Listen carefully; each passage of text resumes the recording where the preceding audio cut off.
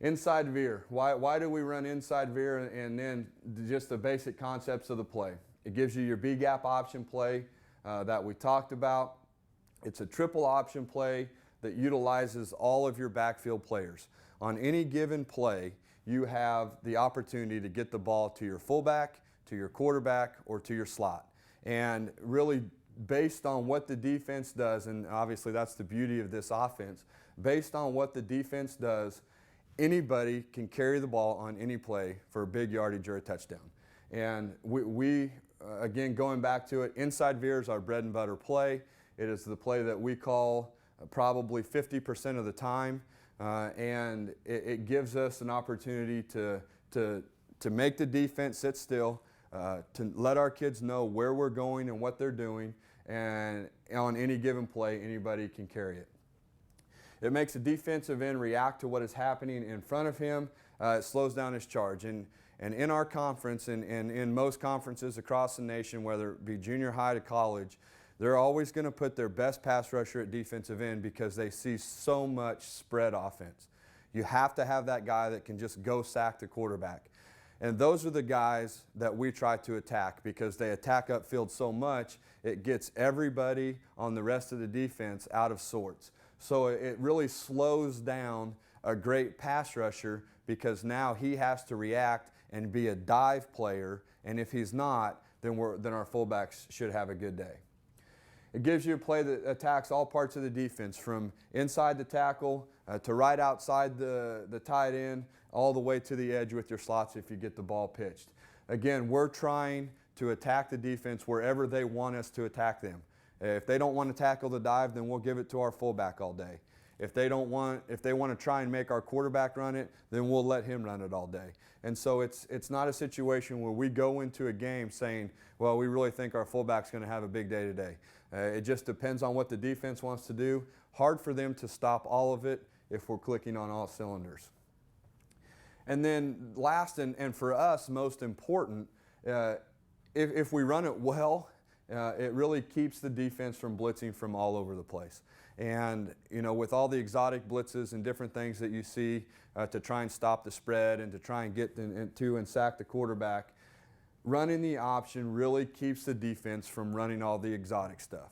Now you're going to see some edge blitzes and you'll see some inside blitzes and things like that, but those are all things that you should be working on a daily basis. It's the bring the free safety in the A gap and different blitzes like that we don't typically see anymore because it gets players out of position and doesn't give the defense a chance to stop what we're trying to do. Again, like the midline, we'll give you some basic concepts of what the inside veer is. Again, in the next video, we'll go into the specific blocking schemes of each position. But really, the quarterback's going to read the first man on or outside the offensive tackle. And what that does, again, we're attacking a different player. The quarterback now pitches, if he pulls the football, now pitches off the first man outside the defensive end. And that's really how we teach it. You're going to read the defensive end, you're going to pitch off the first man that shows, whether it's a scrape linebacker, whether it's an outside linebacker in a 4-4 defense, a stand-up defensive end in some type of 50 defense. That's going to be your pitch key. As an offense, the first 2 years we ran the play, we always tried to check it to the A-gap player. Always tried to run it to the open bubble. And what we found out this year, by running the play wherever it was called, it did two things for us. Again, eliminated a little bit of the thinking from the offensive line because we're not checking the play. So when they break the huddle, they know where the play's going and they know exactly who to block on that play. And it also gave us an opportunity to double team some people, to cause some piles where our fullback can kind of hide in there a little bit, break it one way or another based on what the linebacker does.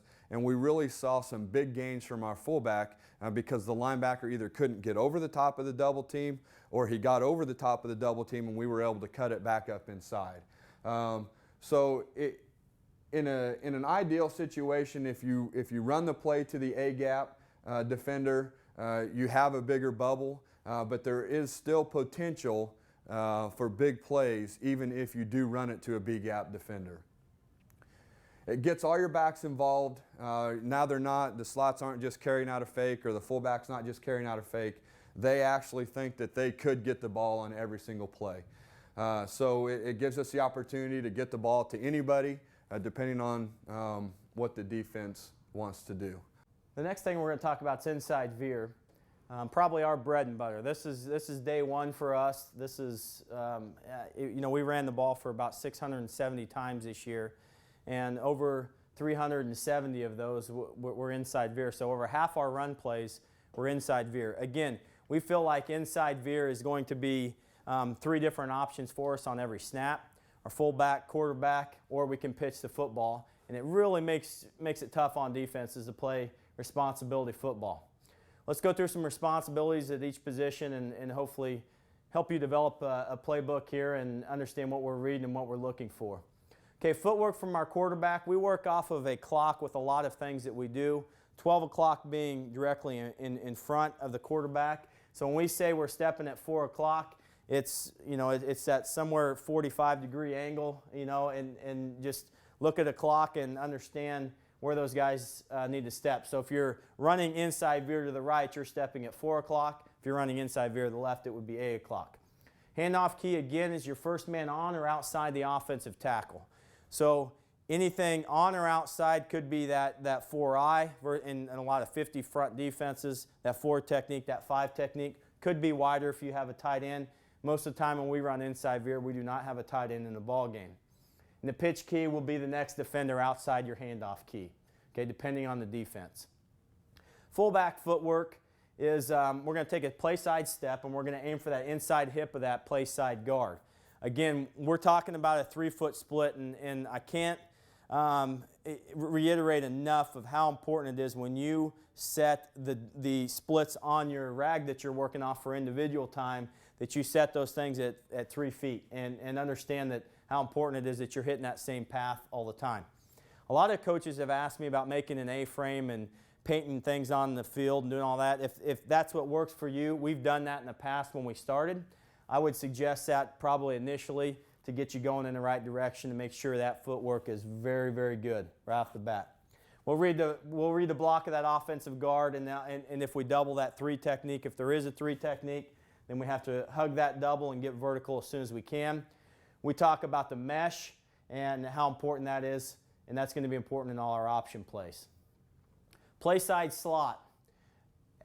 Play side slot's block is going to be extremely important for those 12, 15-yard gains as opposed to the safety making the tackle at the line of scrimmage. So we arc release the play side slot, and he's going to block the support player. And just again, depending on different defenses and things, you can make some adjustments and kind of look at some different schemes that'll fit your system there. Some general rules is to block the support player. Backside slot, we go in motion. We try to maintain that 1-by-4 pitch relationship, and that's very important because that's what we work off in practice. And when we do down the line pitches, when we do those certain drills like that, that's the pitch relationship the quarterback is expecting, how hard he should pitch it, so it's important that you're there when he's ready to pitch the football. We talk about those slots running right through the feet of those fullbacks. That's very, very important. And we've backed our slots up over the last couple of years to give us more of a, instead of arcing so much, it gives us more of a horizontal running path there to get us some better pitch relationship quicker, which allows us not to start our motion so fast. And that really has made a very big difference for us, getting the ball to the edge. Receivers, we have different calls, but in a base package, we're gonna stock block the play side secondary support player of the corner. Let's talk about some things up front. If we have an A-gap defender, then we're going to veer release the play side linebacker. Very, very similar concept. And when we work veer releases, our guards and our tackles will work veer releases. So when we break down individual time, we're working veer releases based off of different plays, but that's something you can do in individual time with both those positions. One's working the midline, one's working the inside veer. Okay, so if you have a B-gap defender, things change a little bit from a standpoint now that we have to double that B-gap defender. We want to get big movement on him because that's where our fullback's going to want to cut. Play side guard will double an A-gap defender, and he'll double that with the center. And if you have a B-gap defender, then again, he's doubling with the tackle. Okay, and a lot of those things are going hand in hand here, and you can see the concepts. And we will run inside veer to both the A and B gap. If we're going to check it, which we do occasionally, we will check it to the A gap. Conversely, we checked midline to the B gap, so that gives us some opportunities both ways. Center will double an A gap defender like we just said. And then if anything, if he has a B gap defender, now we're talking some scoops, and that works into the backside guard and tackle. We just use a scoop concept almost like every offense in the United States. And we're really working, if nobody's on your inside gap as we rip through, then we're working up to the second, hopefully the third level. Staying on track, never chasing. Very, very important. Okay, what we're going to do is we're going to take a look at inside veer to a couple different fronts and some different formations that we've talked about previously on some of the PowerPoints and some of the other slides of what we're trying to do offensively with formations. So the first one, we're going to do it out of our base set, and we're going to talk through inside veer, what our handoff key is, what our pitch key is, and some things to help you better understand what we're looking at and what our quarterback needs to be looking at. As we mentioned earlier, I think one of the most important things when we do this is all of our personnel should be able to identify who our handoff key and who our pitch key are on all our option plays. That's very, very important with what we're trying to accomplish. If you look at a 4-3 scheme, we'll run inside veer to the right here. You look right here, this here is going to be our handoff key. We talk about our handoff key always being the first man on or outside the tackle. And that means if you're an inside technique on the tackle, a head-up technique, or an outside technique, that guy is going to be our handoff key.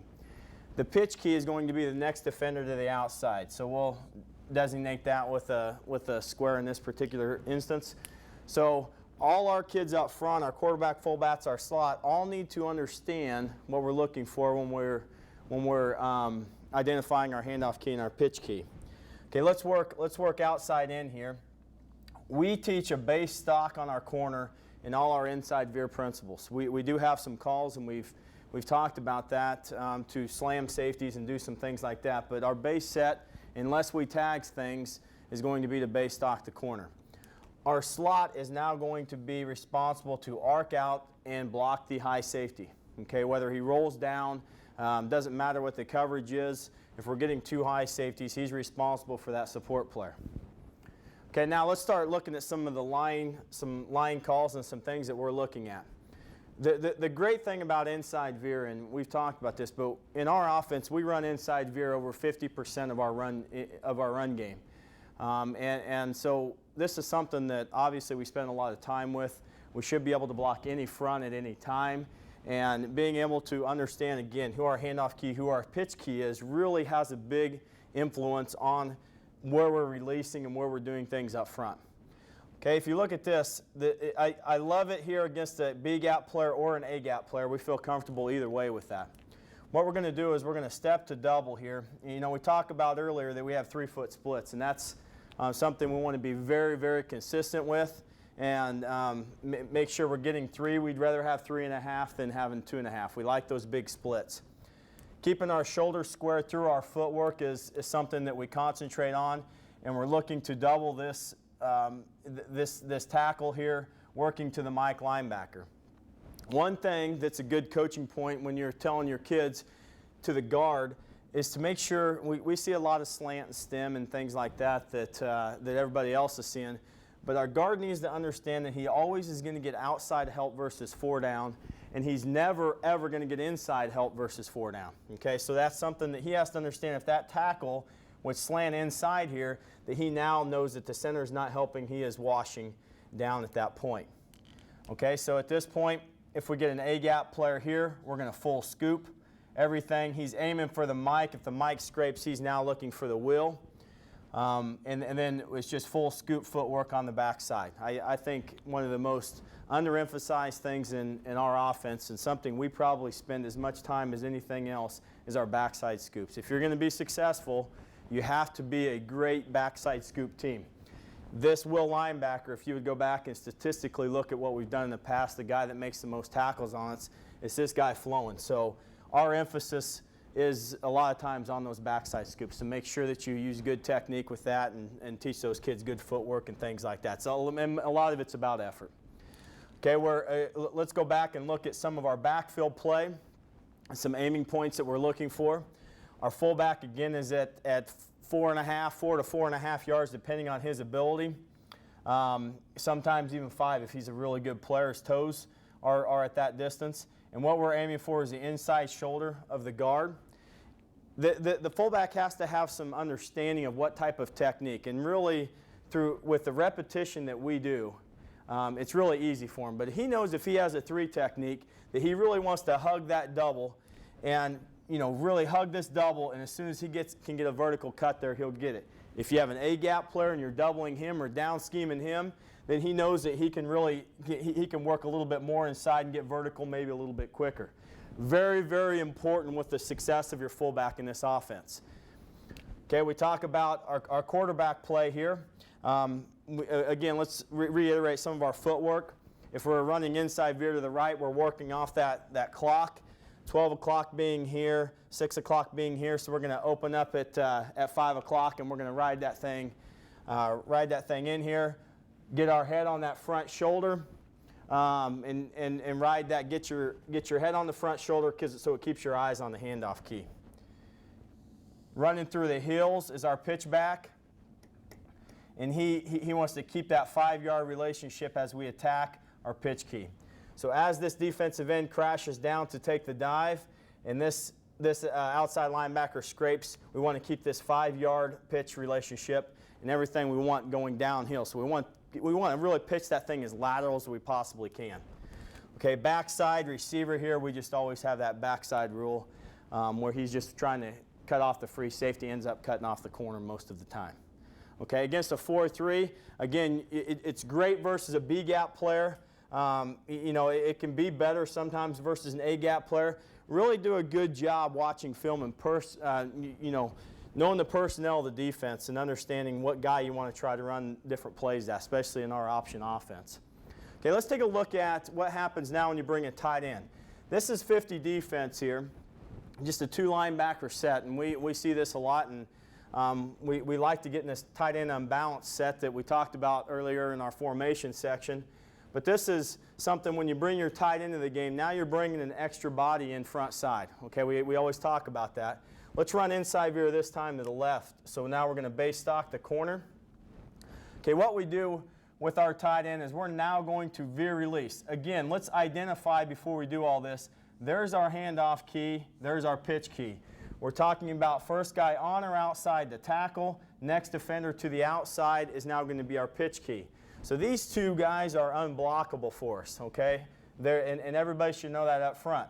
So now we're going to veer release this, and he's going to block inside backer, okay? If inside backer is blocking, he really has to push now to try to get to that safety, because in the scheme of things, we really don't have the free safety block in most of our blocking schemes. Unless it's a late, effort play by a lot of our offensive linemen, that guy's unblocked for us most of the time, and we like those one-on-one situations. Okay, slot again as a support player has to try to gain outside leverage. Again, we talked about that. Get him square initially, feel the pressure of the play, react to the play, and now know where that safety's trying to fit in and try to get your body in that position. Okay, important technique here. We just talked about the tight end veer releasing. Now, what we tell our tackle on this, because in 50 defenses, you're seeing a lot of inside technique, maybe a head-up technique, maybe some outside technique. What we tell this guy is we tell our tackle to take the best release. And you have to spend some individual time on this so kids know. Is it okay for him to take an outside release? Sure it is. That's something that we coach our kids on. But he better understand that he better hug that if he's going to do that and really work to that backer. We'd rather him take an inside release.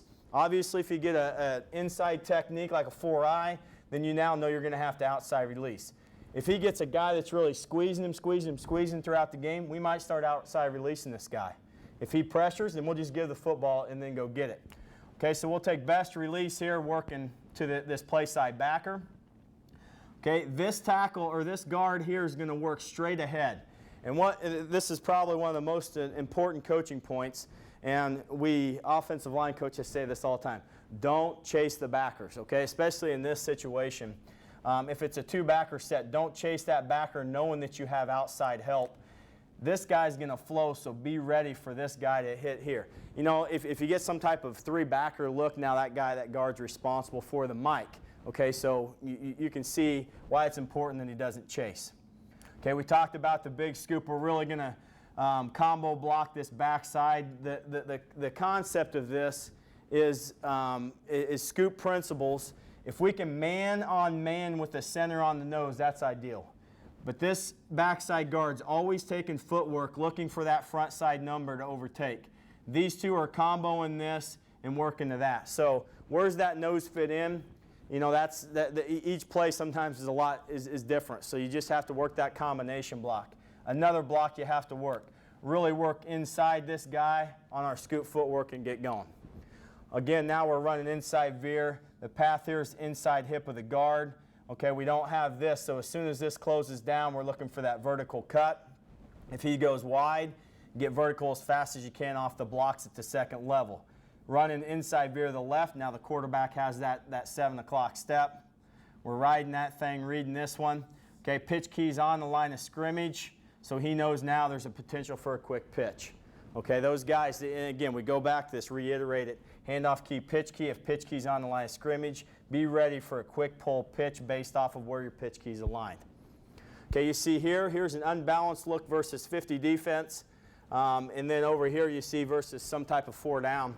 And if I have the coaching point of the day is teach all your kids up front and all your quarterbacks and your fullbacks and your slots who your handoff key, who your pitch key is on every snap, so if people are varying their defense, it gives you an opportunity to be successful every time. Okay, now we're going to look at some inside veer cut-ups against various defenses. We're going to try to give you some examples of some 4-down defenses. Here's a 4-3 look. 2 high safeties. Looks like they're going to roll some type of cover 3 or man coverage. We see all different types of stuff here. So I think it's important that we identify who the handoff key, who the pitch key is first, which we identify on every snap. We're looking for the first guy on or outside the tackle here. You can see there's a 5 technique on this guy, so he's going to be our handoff key. This guy, this inside defender, is probably we would consider a 2 technique, so the tackle will check here as he moves up. Everything now becomes a scoop.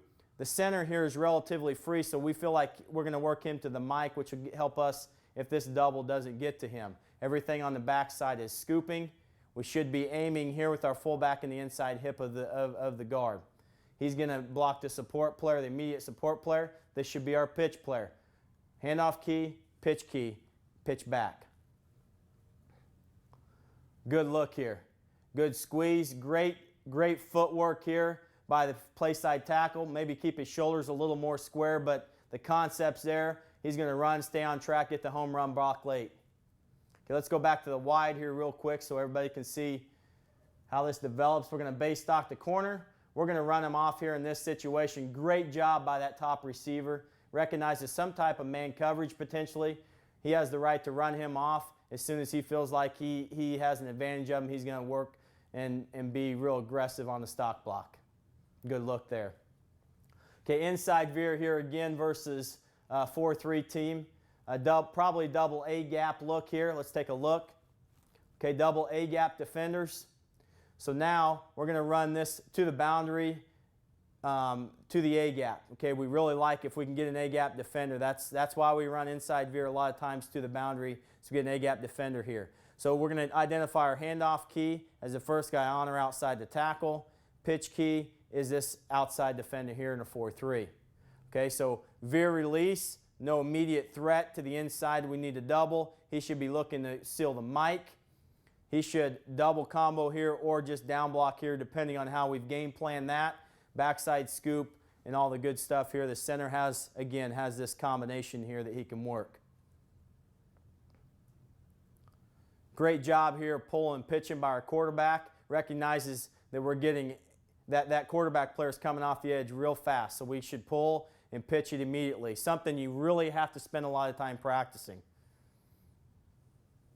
Okay, let's go back to the wide here real quick so you can see the edge stuff. Great job here of gaining leverage here by our wide receiver. Really, we want to get square on him, but he recognizes the ball's been pitched and the pressure this kid's given him. And now he knows if he can maintain this just a little bit longer, we have a chance. You know, you talk about home run blocks, you really have to really work on the backside blocks and keeping angles and not hesitating and trying to cut those guys off. If we do that there, we have a touchdown. Okay, let's look at a 4-3 look here again.